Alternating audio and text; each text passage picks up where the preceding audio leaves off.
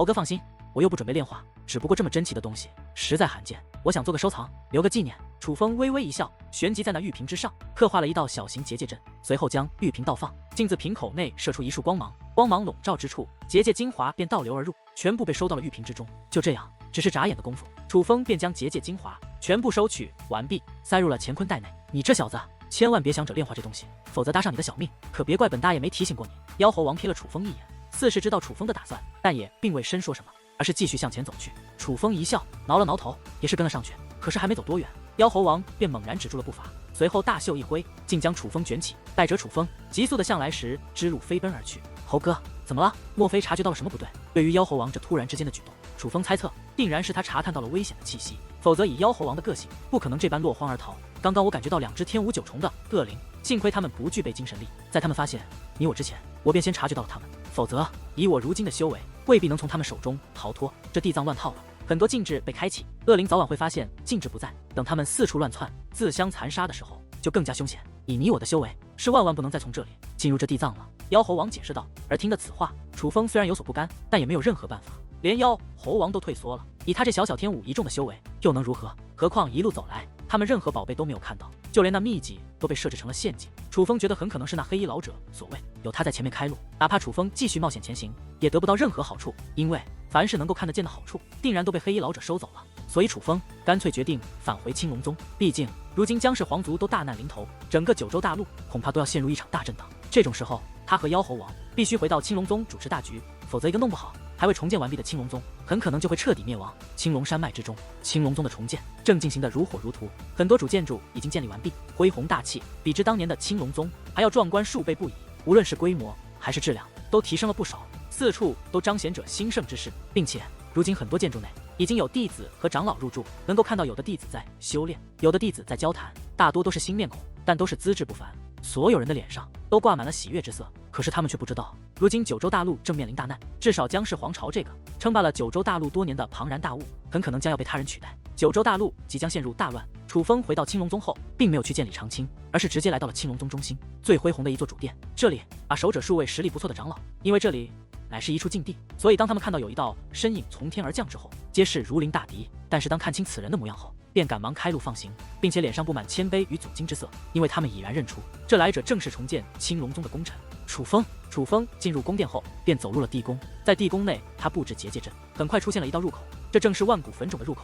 只不过如今这座入口的上方却被盖上了恢宏的建筑，而此处也成为了禁地。来到万古坟冢后，楚风便将开启地藏的事，以及如今姜氏皇朝面临大难的事情，全部告知了青龙道人。楚风，这件事我们不能坐视不管。得知一切后，青龙道人眉头紧皱，凝重地说道：“老祖，其实我也想帮姜氏皇朝，毕竟如今我青龙宗重建，乃是姜氏皇朝出力，九州大陆的所有人都知道我青龙宗与姜氏皇朝关系不简单。若是那三个皇族真的要灭姜氏皇朝，我青龙宗多半也是要难逃一死。可是以我等的实力，恐怕还挽救不了姜氏皇族。”楚风摇了摇头：“楚风，你上次与我说的那位紫袍界灵师，他还在吗？”思索一番后，青龙道人问道：“您是说猴哥？”“在。”他说了，他万妖山的妖兽会与青龙宗共存亡。楚风回道：“想不到这只妖兽倒是蛮重情义的，罢了，事到如今已没有别的办法，你去将他叫来的吧，我有事找他帮忙。”青龙道人说道：“祖师，莫非您的意思是？”楚风不由大喜，已然听出了青龙道人的话中之意。你小子真是明知故问。青龙道人苦笑着摇了摇头，随后说道：“当初姜氏皇朝对我也有恩，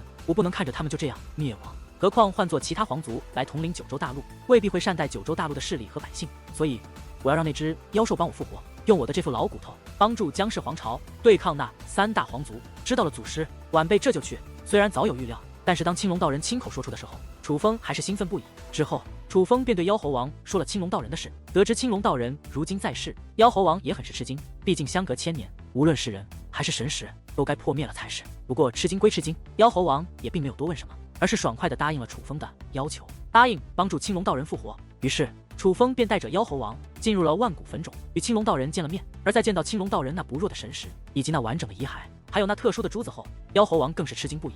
不过面对一位天武巅峰强者的完整本源，以及一颗拥有特殊力量的神秘宝珠，妖猴王却并没有任何抢夺的举动，反而是一改往常桀骜不驯的态度，对青龙道人恭敬地说道：“青龙道人，论年龄你是我前辈，论身份你是我兄弟的先祖，说吧，我怎么做才能帮你复活？”妖猴王帮助青龙道人复活是一个很繁琐很复杂的事情，这需要一个漫长的时间，至少也要1个月。对于这种高难度的事情，以楚风如今掌握的戒灵之术，实在帮不上什么忙。在妖猴王与青龙道人商讨复活的具体步骤的时候，楚风来到了封印苏柔和苏美的结界前。你们2个丫头，一睡就是2年，知不知道我多想念你们的声音，你们的笑颜？楚风坐在结界前，头过缝隙，看着那躺在结界内的2个美人，嘴角也是不由掀起一抹安逸的弧度。距离妖猴王帮助苏柔和苏美将那冰火珠子彻底融入到体内，也有一段时间了，但是2人却迟迟未能苏醒。起初，楚风还很是担心，不过很快，楚风的担心便化为乌有，取而代之的乃是意外的惊喜。因为在苏柔和苏美沉睡之中，不但渐渐恢复了往日的容貌，气色也是越来越红润，现在更是具备了一种之前没有的特殊气质，这是常人所没有的。想必定然是受体内的珠子影响。而最令楚风喜悦的是，2人居然在沉睡中气息开始攀升。如今的苏柔已经攀升到了玄武6重，就苏美的修为也攀升到了玄武5重。不知不觉间，这2个丫头的修为竟然快要追赶上了楚风。要知道，楚风能有如今的修为，可是历经无数磨难，炼化大量资源，可以说是付出了极大的代价。但是这2个丫头却因祸得福，只是沉睡了2年左右的时间，便修为大涨，并且这显然还并非他俩的最终境界。若是继续这样下去，2人醒来之时，说不定能够踏入天5境。说实话，对于这种情况，哪怕是楚风都有些羡慕了。不过他更多的却是高兴，毕竟苏柔和苏美乃是他心爱之人，若是他们修为变强，也就等于拥有自保能力，这正是楚风所希望的。若是此次姜氏皇朝的危机能够化解，你们又能尽快醒来的话，就随我一同到东方海域去看一看吧。毕竟拥有了2颗珠子的你们，也应该到那片土地去闯一闯。楚风早就做好打算，若是苏柔和苏美能够尽快醒来，他便带着苏柔和苏美一同到东方海域，让苏柔和苏美与江无伤、张天翼一同拜入四海书院门下，那样对他们2个来说会有很大的发展。何况拜入四海书院，2人也等于有了一个庇护所，相对来说会更安全。至于楚风自己，他暂时已经放弃了加入四海书院的想法，因为他需要尽快提升修为，这需要大量的修炼资源，而修炼资源那般珍贵，获取的途中难免会与人结怨。所以楚风在进入东方海域后，会在表面上与张天翼、江无伤等人装作不认识，只在暗中来往，以此避免自己得罪了仇家，日后去找张天翼他们算账。让我来感受一下这东西究竟有着怎样的效果吧。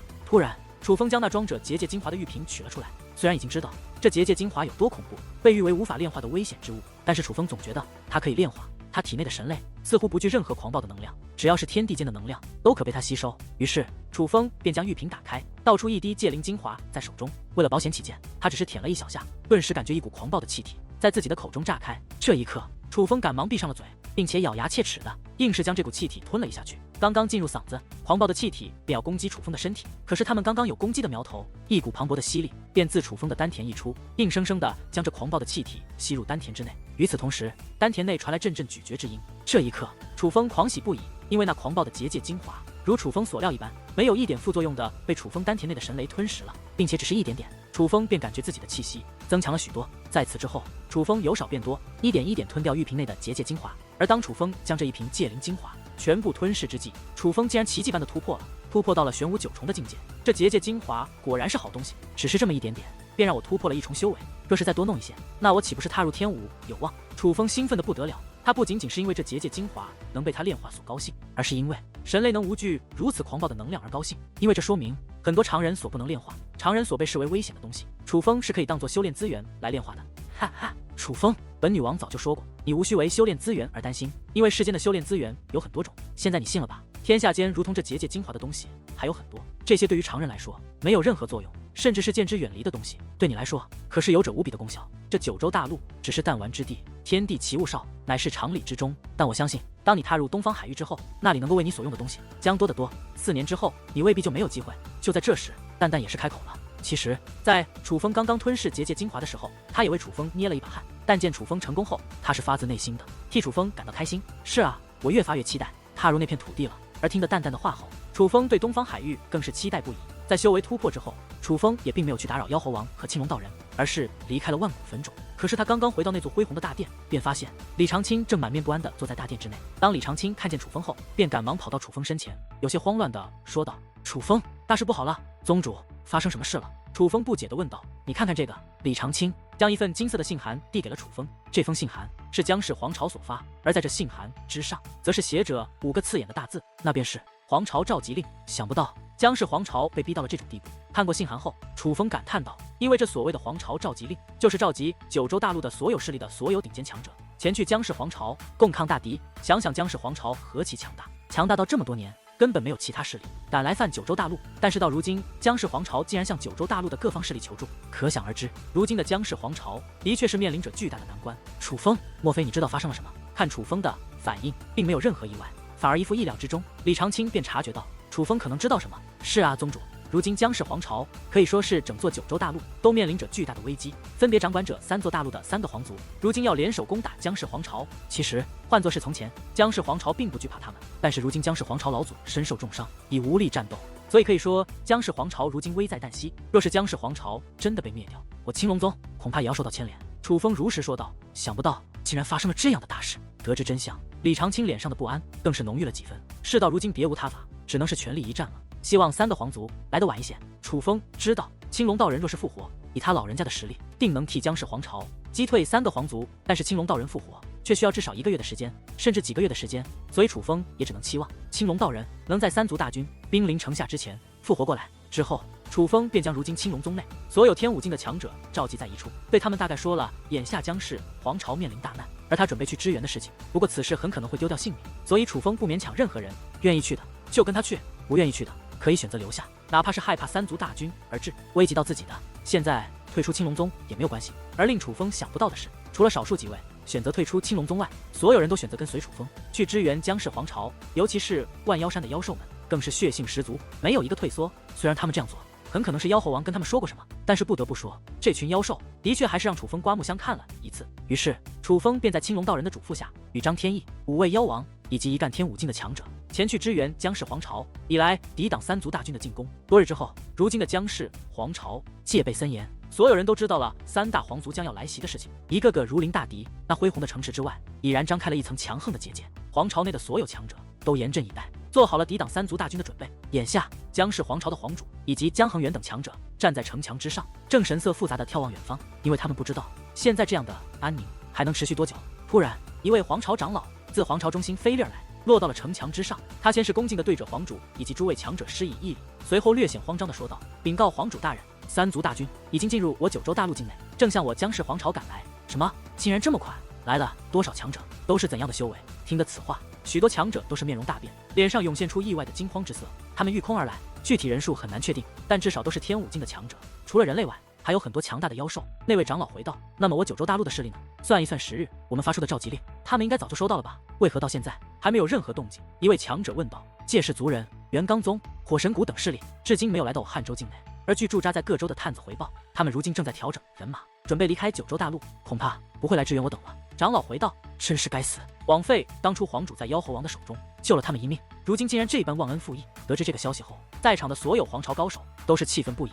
罢了，这种事情本就不能指望他人相助，何况就算他们都来了，那又如何？能挡得住3大皇族那3位天武9重的老祖吗？事到如今，我们也只能靠历代老祖宗留下的黄脉附身阵了。就在这时，皇主开口了：“皇主，那黄脉附身阵从未使用过，毕竟负担极大，所以先祖才留下祖训，除非血脉极其强者，否则不可借用此阵的力量。我姜氏皇族好不容易出现了无伤这样的希望，若是真的出现什么3长2短，那可如何是好？”姜恒远满面担心地说道：“是啊，皇主，姜前辈说得很对，我姜氏皇朝如今应当设法保住无伤才对，应该尽快让他离开九州大陆，怎么能在这个时候让他借用黄脉附身阵的力量来对抗大敌？这实在是太冒险了。”其他诸多强者也是上前劝导：“若是我皇族都不在了，有希望又有何用？何况选择留下来，借用黄脉附身阵的力量来抵抗3座皇族，也是无伤自己的决定。能有这样一个儿子，我很是高兴。”这一刻，皇主的嘴角掀起一抹自豪的微笑。而听到皇主的话后，众位强者也是低头不语，实在不知该如何劝解。皇主，不好了！可就在这时，又有一位皇朝高手破空而来，并且他的脸上满是慌乱之色。怎么回事？见状，众人皆是神情微变，一同开口问道：“有队人马进入了我皇朝境内，正向我皇朝急速赶来，修为几乎都在天武境。”那位高手回道：“难道说他们这么快就来到了？”得知此事，所有人都是眉头紧皱，将目光投向了远处，并且下令而下：姜氏皇朝的所有人马准备迎战大敌。而在姜氏皇朝已经准备迎接一场恶战，所有人都将那不安的目光锁定在远方的天际之时，一干身影终于出现在了他们的视野之内。而当姜氏皇朝的人看到这队人马之后，那本凝重的神情却顿时化作了惊喜，因为他们已然认出那来者并非是3族大军，而是他们熟悉的人，是楚风。是楚风率领青龙宗的一干强者来支援姜氏皇朝了。这一刻，无论是皇朝皇主还是皇朝诸多高手，皆是喜出望外，激动不已，因为他们想不到在那些跟随了他们多年的势力都选择离他们而去的时候，楚风会带着这么多强者来支援他们。俗话说得好，患难见真情。虽说楚风带来的人马也根本无法与3大皇族的人马相抗衡，但是就内心而言，楚风此举无疑是雪中送炭，给予了姜氏皇朝巨大的鼓励。想不到，在我姜氏皇朝生死存亡之际，这个孩子会不顾性命来帮助我们。难怪以你和无伤还有父皇对这孩子都如此看好，看来这个孩子还真是一个有情有义之人。看到楚风等人，皇朝皇族也是满脸的欣慰，对楚风本就不错的印象顿时又增添了许多好感。在发现是楚风等人来支援的第一时间，姜氏皇朝便收起了通天的结界，打开了城门，将楚风等人迎了进来。楚风小友果然是有情有义，在这种时候肯来支援我姜氏皇朝的，只有你青龙宗一家。姜恒远看着楚风，笑着说道：“恒远兄，话不能这么说，我齐风阳不就是代表着麒麟王府来了吗？”就在这时，人群之中走出一位老者，正是齐风阳。哈哈，风阳兄，我就知道你会来。见到齐风阳，姜恒远脸上的笑容更是浓郁了几分。虽然他与齐风阳无论是修为还是身份都不对等，但是二人却是极为合得来，关系与兄弟没有差别。没错，我二哥说的对，相信如我们一样念着姜氏皇朝恩情的不在少数，至少界灵公会的人一定会来的。楚风笑着说道，他所说的二哥乃是齐风阳。当初楚风与齐风阳结拜，齐风阳为楚风大哥，但是当妖猴王出现之后，他们3位便改了辈分，妖猴王是大哥，齐风阳成了二哥，楚风辈分最小，是3弟。正在说话之间，一位皇朝高手急速飞来，来到皇主面前施礼禀告道：“报告皇主大人，界灵公会的所有天武境强者，在顾天辰的带领下，已进入我皇朝境内，如今正在向我姜氏皇朝总部赶来。”哈哈，楚风小友说的可真准啊！我就知道这界灵公会与那届氏族人不同，在我姜氏皇朝危难之际，他们定然会出手相助，也不枉费我姜氏皇朝与他们合作了这么多年。得知这个消息之后，姜氏皇朝的人更是狂喜不已。先不说这种时候援军的到来会为他们提供不少战力，单单是这份心意，就让他们士气倍增。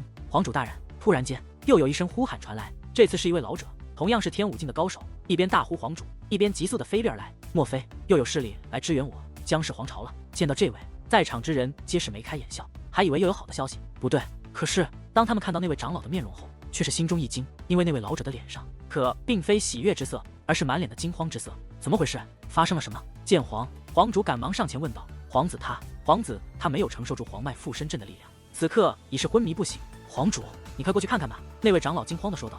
什么？而得知此话，姜氏皇朝在场的所有人皆是神情大变，尤其是皇主，那本是喜悦的面容瞬间便变得苍白，身形一纵，便向皇朝的核心地带飞掠而去。与此同时，姜氏皇朝的其他强者也是纷纷跟随而来。见状，楚风等人彼此看了一眼后，也是跟了过去。而因为如今楚风等人乃是援军的关系，所以跟随着皇主等人倒也是没有人阻挡。一路走来，他们走过层层关卡，最终进入了一座豪华的地下宫殿。准确来说，这不是一座地下宫殿，而是一个地下大阵，因为整座大殿刻满了符咒阵纹，这里显然就是一座完整的大阵。此刻，在一大群人正围在一处，在人群中，楚风看到了一位熟悉的身影，是江以你。此刻江以你正神色紧张的看着人群的中心，皇主来了。当有人高呼一声之后，人群便马上散开。这时候楚风才发现，那在人群中心的竟然是江无伤。眼下的江无伤正躺在地上，面色惨白，七窍流血，陷入了昏迷。一位修为在天武7重的长老正在为江无伤疗伤。无伤见到自己的儿子已是这般模样，皇主更加慌了，一个闪身便来到了江无伤身前，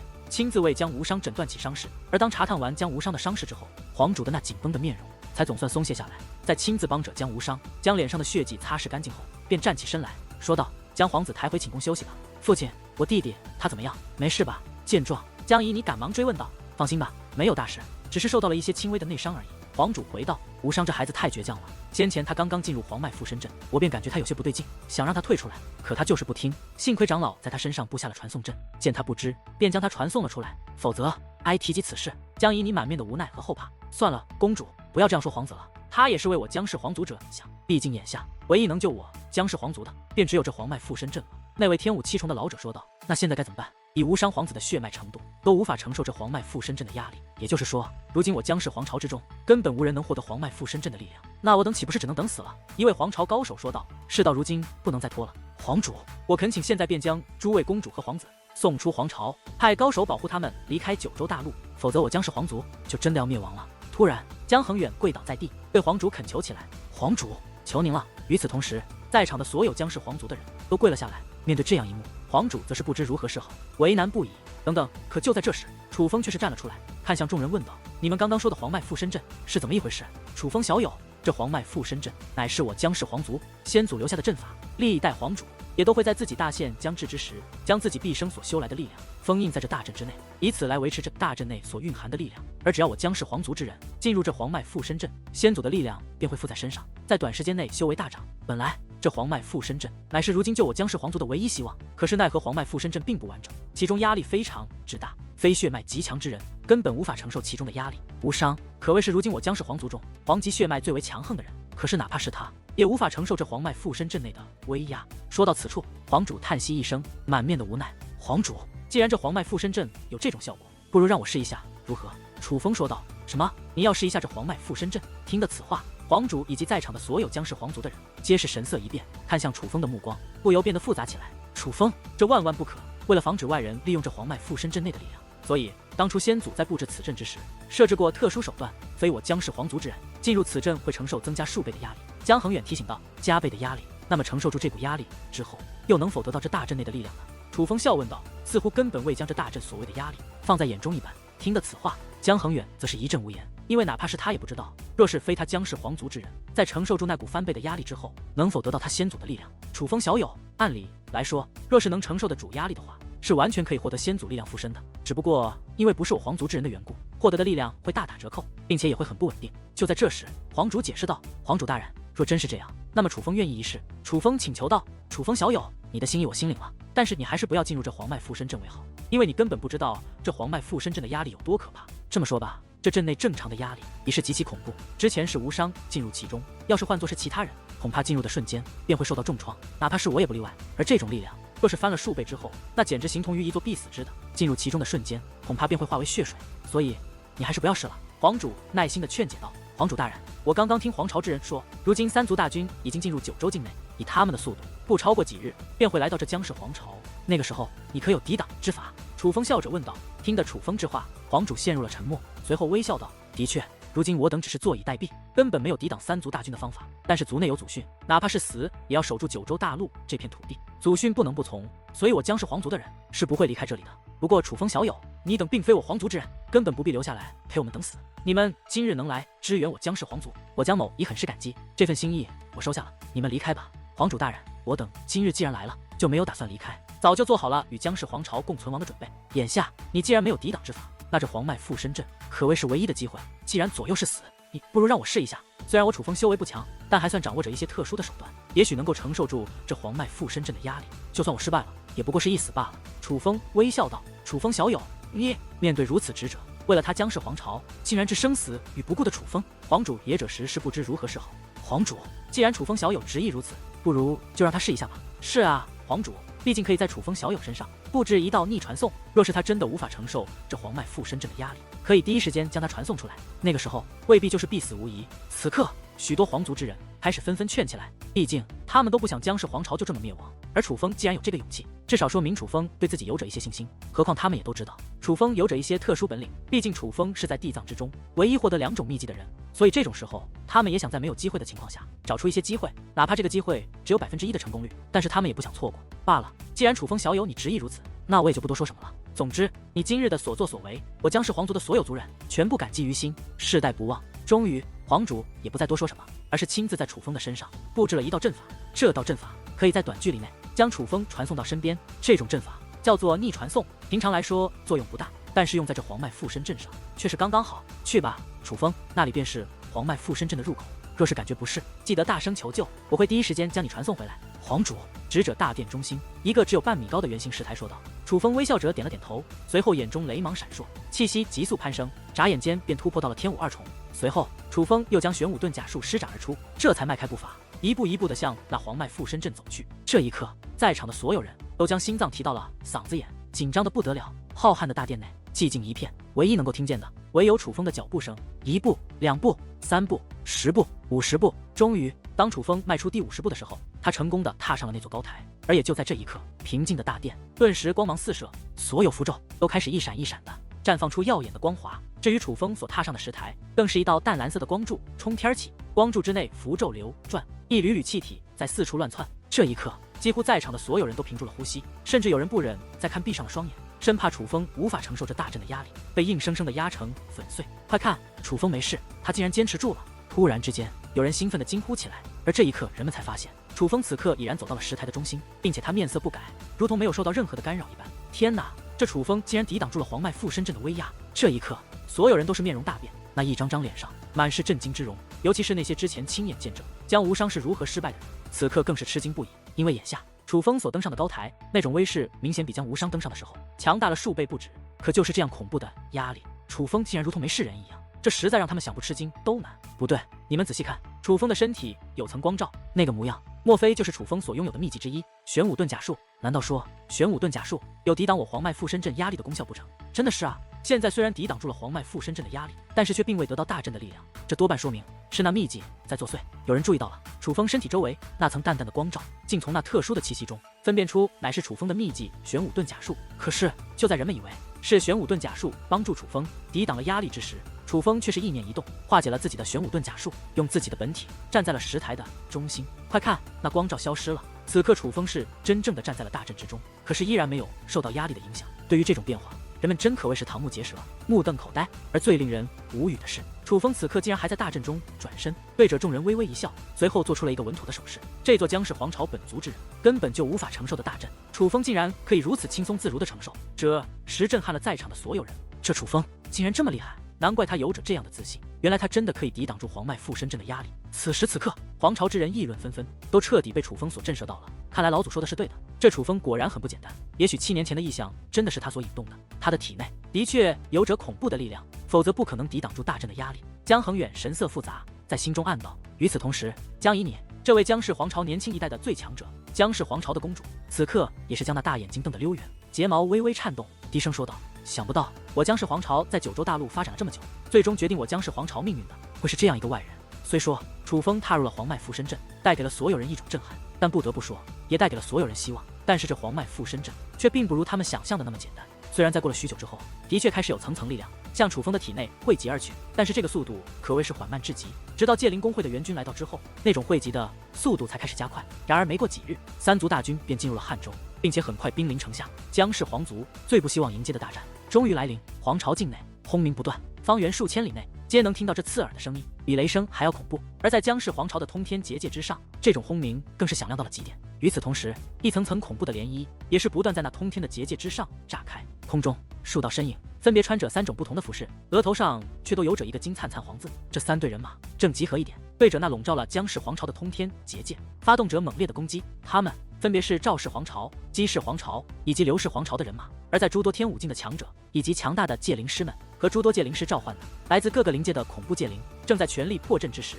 在通天大阵的不远处，有着一辆金色的战车。这战车由10只天武境的妖兽所牵引，巨大无比，霸气非常，此刻就悬立在青天之上。而在这战车之上，还有着一大桌酒菜，3位老者以及3名中年男子，总共6人，正围绕着酒桌饮酒聊天，那种轻松自在、有说有笑的模样，就犹如此刻不远处的滔天战舞，是他们所欣赏的美景一般。而他们便分别是赵氏皇族、刘氏皇族以及姬氏皇族的现任皇主和老祖。看来这江氏皇族的老东西是真的不行了，不然以他的脾气，早就出来迎战了吧。赵氏老祖看着那大阵之内神情慌乱、恐惧不已的江氏皇族的族人们，嘴角掀起一抹冷笑。被自己的亲大哥暗算，他也够可悲的。不过他的大哥更可悲，竟真以为我们会给他提供那价值连城的延年仙草。刘氏的老祖同样是讽刺的笑了起来，聪明反被聪明误，他万万也没想到，迫切延年的他会死在我们的手中。姬氏老祖笑着摇了摇头。不过话说回来，江氏皇族的老东西向来诡计多端，修为也是咱们4人中最强的，他会不会是诈死或者装作受伤呢？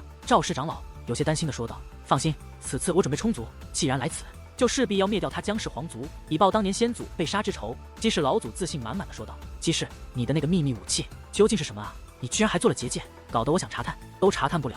说话之间，刘氏老祖将目光投向了身后。是啊，那究竟是什么？你就别卖关子了。与此同时，战车之上的其余5人也都将目光投了过去。在那里同样有着一座巨大的战车，只不过那战车之上竟然是一座小型宫殿，宫殿外被布置了结界，无法分辨那其中究竟有着什么。这是秘密武器，逼不得已我是不会使用的，但我若是使用，这江氏皇朝就避免不可。姬氏老祖笑道。既然如此，你为何不直接动用这秘密武器，何必我等大费周折？刘氏老祖不解地问道。因为道理很简单，这秘密武器虽然厉害，但却伤人伤己。时间差不多了，让我3人一起出手，破了这狗屁大阵，让江氏皇朝多年之前的所作所为付出代价吧。突然姬氏老祖身形一纵，便化作流光来到了通天结界之前。姬氏老祖，乃是天武九重的高手，无限的接近武君境的人物。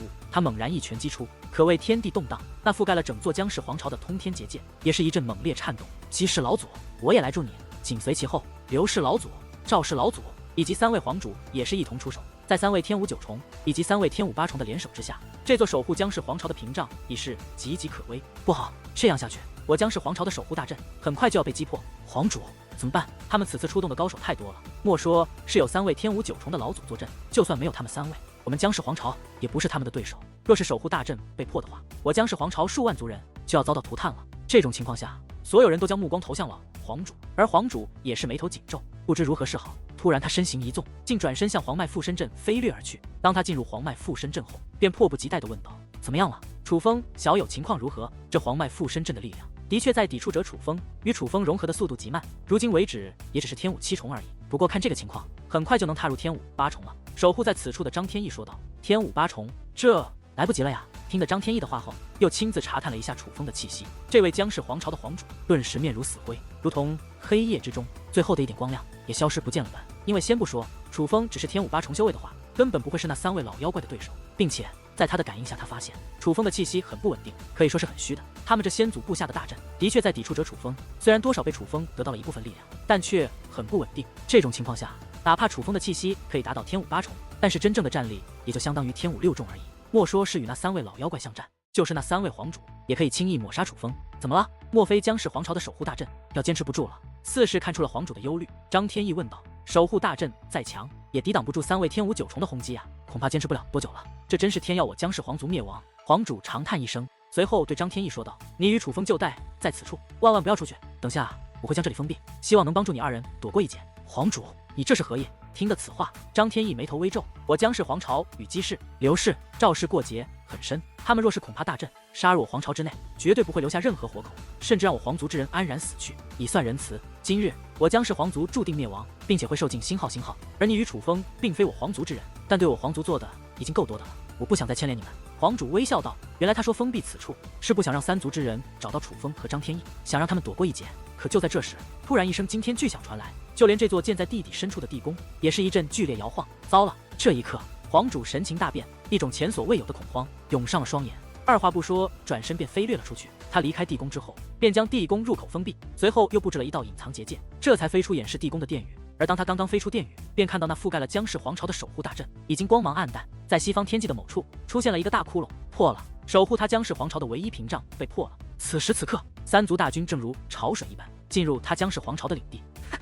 姜氏皇族的杂碎们，今日就是你们的末日！突然，天空之上响起一声暴喝，惊碎，随后3族大军便开始疯狂地施展出各种武技，从上至下不断地轰向人群。姜氏皇朝再强，但天武境的强者也是有限，大部分还都是玄武、元武甚至灵武境的人。对于他们来说，天武境强者的攻击根本就是防不可防，避不可避。所以当那满天的攻势如同流星雨一般爆射在大地之时，被破坏的不仅仅是那一座座奢华的建筑，还有无数条姜氏皇朝的族人生命。我跟你们拼了！这种情况之下，姜氏皇朝的所有人高手都怒了，天武境的很多人飞天而起，向3族大军发起攻势，与他们拼命一搏。然而他们的实力却太弱了，在有着3位老祖和3位皇主坐镇的3族大军面前，哪怕他们是天武境的强者，但等待他们的也只是无情的抹杀。一时间，浩瀚的姜氏皇朝哭喊不断，惨叫连连，尤其是孩童们惶恐的哭声，更是彰显着此刻姜氏皇朝的无力、绝望，是此刻所有姜氏皇族成年人的内心写照。他们知道姜氏皇朝完了，他们所有人都完了，他们这繁衍了无数代的姜氏皇族将在今日灭亡。这种情况下，姜氏皇主以及诸多强者并没有贸然出手，而是聚集在皇朝的核心地带，商议着什么。哈哈，姜氏皇主，你这女儿长得不错，不如给我带回去做妾吧。突然，天空中传来一声暴喝，是赵氏皇族的皇主，他率领着赵氏的一干强者冲到了核心地带，不但发现了姜氏皇族的一干顶尖强者，竟然还看中了皇主的女儿姜以你。赵氏皇主，这小姑娘真是不赖，不仅长得如花似玉，修为也是当真不凡，我也看中了。这可怎么办？又是一声狂笑。刘氏皇主也率领一干强者凑了过来，这还不简单？咱们3人一起出手，谁先抓到这丫头，这丫头就归谁。不过我和你们不一样，我可不会收她做妾，我只打算废掉她的修为，然后赏给我的部下，让她陪我的部下寻欢作乐。又有一道身影飞掠而来，是姬氏皇主，谁敢动我女儿，我定要她之性命。守在姜以你身前的姜氏皇主气得脸色发青，他知道这3位是有意要羞辱他，羞辱他姜氏皇族。但是身为姜氏皇朝的皇主，身为姜以你的父亲，他这时无法忍受这种羞辱，于是他身形一纵，暴射而起，释放出自己那天武8重的恐怖战力，与3位皇主站在了一处。父皇，这一刻，江以你神情闪烁，满面担心，说话之间便要冲天而起，与他父亲并肩作战。因为哪怕他父亲再强，但独占3位修为一样的皇主，显然还是吃力至极。这种情况下，等待他父皇的只是死路一条。公主，不要过去！可就在江以你刚要动身之时，江恒远却一把抓住了江以你的手腕，说道：“快跟我走，我们已经准备好一条逃生之路，现在便护送你和诸位公主皇子离开皇朝。不，我要与我父皇一样，与皇族同生共死。”江以你倔强的拒绝：“公主，这是皇主的命令，不信你看啊！”说话之间，江恒远拿出了一道令牌，而看到这道令牌之后，江以你的面容顿时一僵，回头再望向那在半空之中与3位皇主生死交战的父亲，双眼顿时红润，很快泪如雨下，因为这道令牌只有1块，并且是他父皇亲自打造的。他还记得当初他的父皇给他看这道令牌的时候，对他说过，日后不管谁拿着这道令牌找他，要他做什么，他都要遵从，因为那个人定然是带着他的心愿而来，并且这种话，江氏皇主不只对江以你一个人说过，而是对他的所有子女，甚至是所有江氏皇朝优秀的后辈族人说过。公主，快跟我走吧！此刻皇主是在为你们争夺最后的机会。虽然身为皇主，他要遵从祖训，与江氏皇朝同存共灭，但是身为父亲，他却希望你们这些儿女能够活下去，所以他最终违背祖训，交给我这道令牌，让我护送你们离开这里。江恒远怕江以你不明白，又解释道。可就在这时，天空突然传来一声惨叫，紧随其后一道身影从天而降，狠狠地射入了地表之中。强大的力量不断将一座宫殿撞成粉碎，更是在地面留下一座巨坑。父皇，这一刻，江以你大吼一声，便身形一纵掠入了大坑之中。糟了！与此同时，江恒远等诸多皇朝高手也是飞掠而去，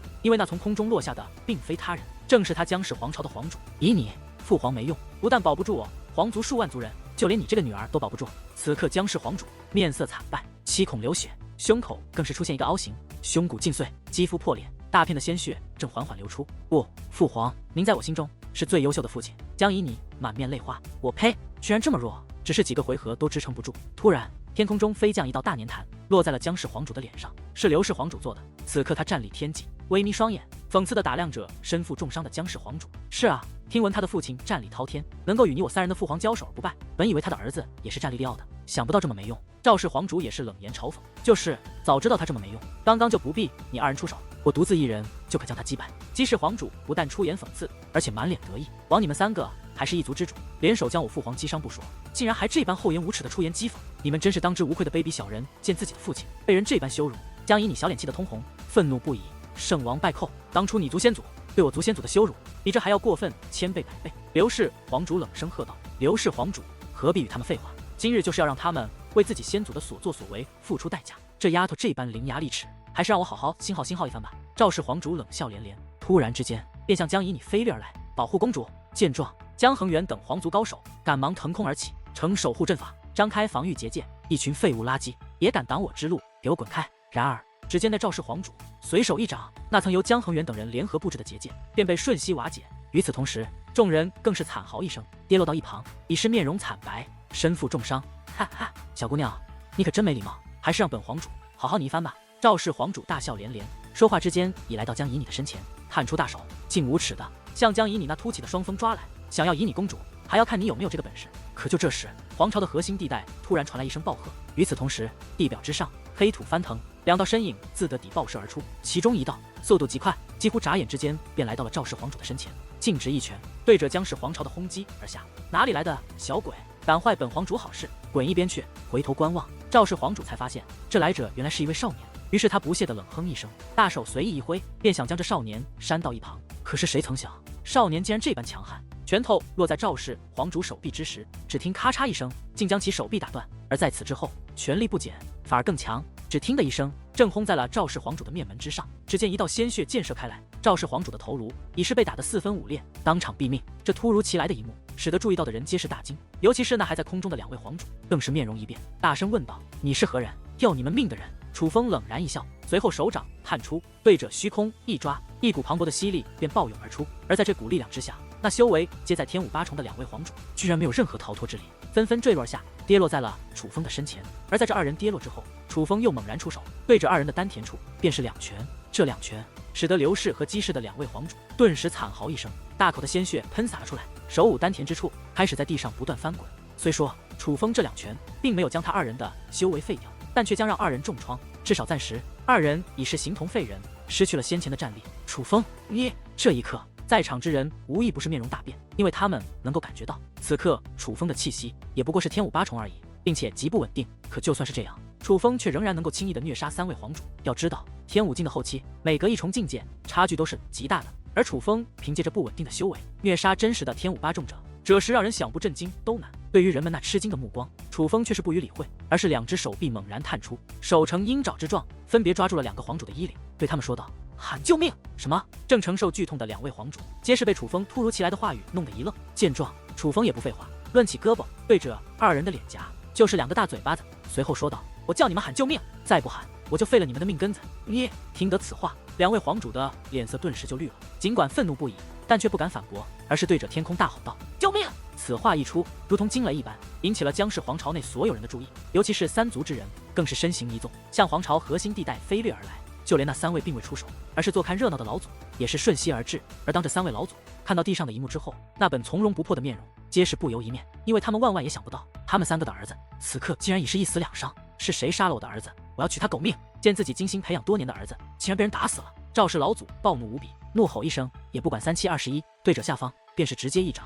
这一掌极其恐怖，还未坠落下，大地已是剧烈抖动，无数裂痕蔓延开来，大片土地一一塌陷。莫说玄武境的人，就连天武境的人也是无妨抵挡这股恐怖的压力，此刻被压迫的俯趴在地，难以站起。给我破！可就在这时，只见楚风一拳轰出，只听的一声，竟然凭借一己之力将赵氏老祖的一掌破解。恒远前辈看住他们2个，楚风将2位皇主丢到了江恒远的身前，随后对着天空大吼一声：“你儿子是我杀的，有本事冲我来！”说话之间，楚风已然冲天而起，与那赵氏老祖站在了一处。这小鬼真是找死！见状，刘氏老祖冷哼一声，便要出手。等等，然而还不待其动手，便被一旁的姬氏老祖拦住了。姬氏老祖看了一眼下方那被江恒远掌控的2位皇主后，传音道：“看好了，你我的儿子眼下可在他们手中，若是这个时候出手，他们可就危险了。”难道就这样看着赵氏那老家伙独占这个小鬼？那小鬼似乎不简单啊！刘氏老祖有些担心赵氏老祖。放心吧，别看这小鬼战力强大，但是他的气息不对。若是我没有猜错，他不是服用了特殊的禁药，便是运用了特殊阵法借来的力量，他不可能是赵氏的对手。姬氏老祖说道：“还真是如此。姬氏，还是你观察仔细。”刘氏老祖观察一看，发现果然如姬氏老祖所说一般，楚风的气息很不稳定，这才安下心来。刘氏老祖、姬氏老祖，快命你族之人停手，否则我就杀了你们的儿子！江恒远是聪明之人，在楚风将这2位皇主丢在他手中的那一刻，他就明白了楚风的用意，所以此刻也不犹豫，而是运转天力，对着天空大吼起来。此话一出，刘氏皇族以及姬氏皇族的所有强者，都是将目光投向了天空中的2位老祖。而2位老祖虽并未说话，但却是对着他们做了个手势。见到这个手势之后，2族强者皆是来到了2位老祖的身旁，不再对姜氏皇族的人出手。在这种情况之下，便唯有赵氏皇族的人还在对姜氏皇族发动攻击。可是，在皇主已死，老祖被牵制的情况下，只是赵氏一族明显不是姜氏皇族的对手。在诸多妖兽以及界灵公会诸多高手的帮助下，姜氏皇族很快由劣转优，竟然开始抹杀赵氏皇族的人。刘氏、姬氏，你们2个在做什么？还不快动手，帮我灭了这小鬼！注意到2个盟友竟然袖手旁观，赵氏老祖怒吼起来：“赵氏，你的对手不过是一个毛头小子罢了，而且还是天武8重的修为而已。这样的毛头小子，若是你我3人联手对付，传出去未免会成为他人口中的笑柄。还是你自己对付吧。”姬氏老祖笑着说道：“是啊，赵兄，那小鬼不过是借用了特殊力量而已，并非他自己的真实修为。相信以你的本领，对付他应该不难。”刘氏老祖也是笑了笑：“你们2个老东西，果然不值得信任。”眼见着自己的族人正遭到反杀，赵氏老祖气得咬牙切齿：“哈哈，老杂毛，你这盟友太不靠谱，这么快就把你卖了！”楚风一边与赵氏老祖交手，一边传音嘲笑：“小子，你别狂妄，就算他2人不出手，我也可以轻易斩杀于你，替我报仇。”赵氏老祖冷哼一声，手掌一翻，一杆银色的长枪便出现在手中。这杆长枪满是符咒，符咒光芒流转之间，散发出独有的强大气息，乃是一件刃主骑兵。随后，只见姜氏老祖双臂舞动，枪尖一抖，万道枪芒便自枪尖爆射而出，如尖锐的白色暴雨一般，密密麻麻地向楚风飞掠而来。骑兵之威，实力越强者越能发挥，而这把骑兵在赵氏老祖这位天武9重强者的手中，可以说是发挥出了极强的威势。所以那万道枪芒浮现之际，天地颤动，风云变色，声势异常骇人。这一刻，几乎姜氏皇朝的所有人都为楚风捏了一把冷汗，因为那赵氏老祖的攻势的确太过可怕。然而楚风却是不闪不躲，而是单掌握拳，将修罗鬼斧握在手中，随后单臂挥动，数道黑色光刃便自斧中溢出。当黑色光刃与那万道光芒交织在一处时，顿时轰鸣连天，涟漪不断，光势余波便使得蜀人身亡。可是突然之间，涟漪之中竟然又有枪芒爆射而出，向楚风飞掠而来。那赵氏老祖所发出的攻势竟然破开了楚风的黑色光刃。这种情况之下，楚风也是眉头微微皱起，赶忙运转龙游九天，化作一道流光，向远处飞掠而去，闪躲开来。果不其然，这小子虽然战力很强，但毕竟气息不稳，且修为还弱了一层。他与赵氏那老家伙交手，绝对不敌。见到这一幕，刘氏老祖的嘴角掀起了一抹安逸的微笑。虽然此刻他并未插手，但是实际上他是希望赵氏老祖赢的，因为如今他刘氏与姬氏皆被姜氏皇族威胁，无法对姜氏皇族动手，能与姜氏皇族交手的唯有赵氏。只要赵氏老祖能将楚风击败，那么姜氏皇族之中便没人可以阻挡赵氏，哪怕他们两族不出手，赵氏一族也可轻易的灭掉姜氏皇族。狂妄的小鬼，我看你哪里逃！见自己攻势起到了压制作用，赵氏老祖更是洋洋得意，手中的银色长枪不断舞动，对着楚风疯狂刺去。但是奈何他却低估了楚风的速度。楚风的龙游9天，随着他的修为大涨，速度也是攀升数倍。在这种情况下，哪怕是赵氏老祖的骑兵攻势再强，却也无法伤及楚风分毫，被楚风一一避开。该死的小鬼，你是猴子转世不成？就知道四处逃窜。赵氏老祖数次攻势被躲开之后，被气得双目喷火，咬牙切齿，老杂毛，技不如人就开始骂人，你真是白活了这么大岁数，太没素质。小爷我就是速度快，你有招吗？有招你就使，没招你就受者吧。小爷我就算跑都能活活跑死你。楚风不以逃遁为耻，反而讽刺起赵氏老祖速度不济。无知的小鬼，你休要狂妄，还真以为身法武技只有你会不成？赵氏老祖冷哼一声，脚踏虚空，手提银色长枪，便化作一道流光向楚风追赶而来。速度竟然比楚风的龙游9天还要快上许多。不好，对方毕竟是真正的天武9重，无限的接近5军境的人物。以你楚风如今这并不稳定的天武8重修为，恐怕不敌。看到那急速追赶，正在一点一点靠近楚风的赵氏老祖、江以你等人，皆是眉头紧皱，为楚风捏了一把冷汗。你们太不了解我楚风师弟了。可就在这时，与楚风一同出现的张天翼却是笑了笑：“你这是什么意思？”听得张天翼的话后，人们皆是露出不解之色。你们看着就是，此人虽然实力很强，但对战我楚风师弟，必败无疑。张天翼的嘴角依然挂着自信满满的微笑。而听得他的话后，虽然江以你等人还有所怀疑，但不得不说，那玄者的心的确安稳了不少。也不废话，而是继续将目光投向天际。就在这一刻，赵氏老祖已是距离楚风不到100米，并且手中的长枪再次抖动，那枪芒便如暴雨梨花一般爆射而出。不好！见状，楚风面容大变，露出了惊慌之色。因为如此距离之下，楚风已是无法躲开这赵氏老祖的攻势。我和你拼了！这种情况之下，楚风怒吼一声，不断挥舞手中的修罗鬼斧，竟向赵氏老祖反掠而来，大有鱼死网破、同归于尽之势。无知的小鬼，和我拼命，也要你有这个实力才行。然而，看着一道道自修罗鬼斧内飞掠而出的黑色光刃，赵氏老祖脸上的笑容却是越来越浓，因为只凭借黑色光刃这种攻击，根本无法与他的枪芒抗衡。楚风此举乃是自寻死路，可是他却没有注意到，楚风的脸上虽是惊慌之色，但是嘴角却挂着一抹不易察觉的冷笑。就在那枪芒破开楚风的黑色光刃之际，楚风却是突然收起手中的修罗鬼斧，而后手掌摊开，对着赵氏老祖猛然一掌。白虎攻杀术，一声虎啸响起，楚风的掌心便爆射出一道白色的气体，那白色的气体不断变化，最终幻化为一只带有纹路的白虎巨爪。此招正是楚风的攻杀秘技——白虎攻杀术。白虎攻杀术，攻杀无敌，尤其是随着楚风修为的增长，他的力量也是随之攀升。在他的面前，那骑兵发出的枪芒竟然也是脆弱不堪，还未靠近便被硬生生的震碎。不好，这种威势莫非是传说中的秘技？这一刻，赵氏老祖面容大变，先前的淡定从容早已不见，脚下步伐一转，便想逃遁开来，因为他能够在白虎攻杀术之中感受到非常恐怖的力量，恐怖到了哪怕是他也不敢正面抵挡的地步。可是眼下为时已晚，此刻他与楚风的距离不过几十米而已，在白虎攻杀术已然成型的情况下，这种距离他根本是无法躲避。于是乎，只见那赵氏老祖刚刚转身，白虎攻杀术已是轰杀而来，狠狠地轰在了他的后背之上。这一刻，赵氏老祖顿时惨叫一声，大嘴一张，鲜红的血液便如注一般的喷射而出。与此同时，他的身体各处传来噼里啪啦的声响，浑身各处的骨骼以及器官都被硬生生地震成了粉碎。